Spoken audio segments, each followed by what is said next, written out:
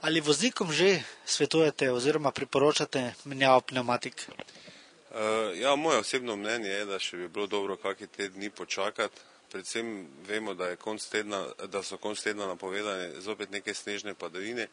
Jutra so še hladna in v takih hladnih razmerah še dobro malo počakati, predvsem zaradi tega, ker je struktura gume takšna, da se zimska guma v mrzlih dneh boljše obnaša na cestišču. Pa po številu vozil v vaši delavnici ljudje kar upoštevajo to, kar ste povedali? No, mi dejansko opažamo, da pnevmatike menjavamo že en teden. Ni še take velike gužve, to se pravi, da ljudje še malo čaka in to mislim, da je tudi dobro. Ali bi lahko 15. marec primerjali s 15. novembrom? 15. marca je gneča malo manjša, sezona se bolj porazdeli, nekateri se odločijo za kasnejšo menjavo avtoplaščev, zakonsko je pa dovoljeno se voziti tudi z zimskimi avtoplašči. In kaj bi vi svetovali, bi še vi osebno na svojem vozilu se počakali ali ste že menjali?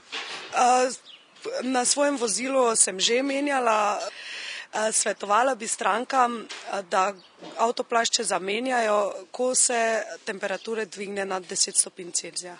Zakaj ste se odločili za menjavo pnevmatik? Zato, ker so zimske gume zelo glasne, imam pa nove zdaj letne in upam, da bo zelo tiho. Drugače pa upoštevate zakon o varnosti cestnega prometa, redno menjujete gume? Redno.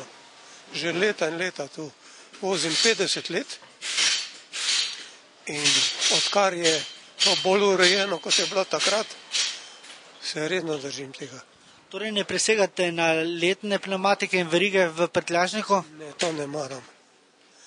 Sem takrat, ko sem začel voziti, sem imel tudi verige, ampak je mučno menjavati, sploh če je cesta suha, pa priješ nekam, kjer je sneg, pa moraš na cesti menjavati, to je nemogoče.